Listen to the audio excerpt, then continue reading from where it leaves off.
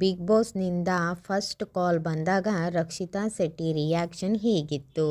ಮನೆ ಮನೆಯಲ್ಲಿ ಮಾತಾಗಿದ್ದಾರೆ ರಕ್ಷಿತಾ ಶೆಟ್ಟಿ ಇವತ್ತು.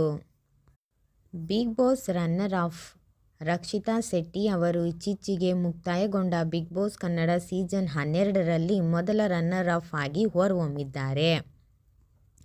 ಫೈನಲ್ ಹಂತದವರೆಗೆ ಯಶಸ್ವಿ ಜರ್ನಿ ನಡೆಸಿದ ಇವರು ಒಟ್ಟು 25 ಲಕ್ಷ ರೂಪಾಯಿ ಬಹುಮಾನವನ್ನು ಪಡೆದಿದ್ದಾರೆ ಮತ್ತು 5 ಲಕ್ಷ ನಗದು ಮತ್ತು 20 ಲಕ್ಷ ಮೌಲ್ಯದ ಗಿಫ್ಟ್ ವೋಚರ್ಗಳು ಪಡೆದುಕೊಂಡಿದ್ದಾರೆ.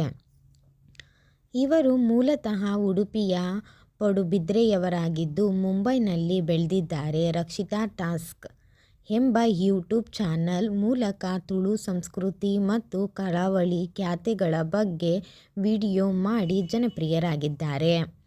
ಬಿಗ್ ಬಾಸ್ ಮುಗಿದ ನಂತರ ಅವರು ವಿವಿಧ ಮಾಧ್ಯಮಗಳಿಗೆ ದರ್ಶನ ನೀಡುತ್ತಿದ್ದು ತಮ್ಮ ಬಗ್ಗೆ ಬಿಗ್ ಬಾಸ್ ಜರ್ನಿ ಮತ್ತು ವೈಯಕ್ತಿಕ ಜೀವನದ ಬಗ್ಗೆ ಮಾತನಾಡುತ್ತಿದ್ದಾರೆ.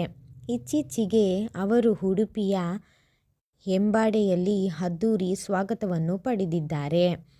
ರಕ್ಷಿತಾ ಶೆಟ್ಟಿ ಅವರು ಬಿಗ್ ಬಾಸ್ ಜರ್ನಿ ಅಥವಾ ಅವರ ಯೂಟ್ಯೂಬ್ ಚಾನಲ್ ಬಗ್ಗೆ ಹೆಚ್ಚಿನ ಮಾಹಿತಿ.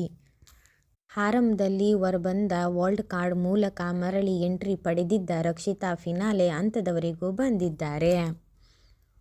ಎಲ್ಲಿ ಹೋದರೆ ಅಲ್ಲಿ ಜನರು ಬಂದು ಮುದ್ದು ಕೊಡುತ್ತಿದ್ದಾರೆ.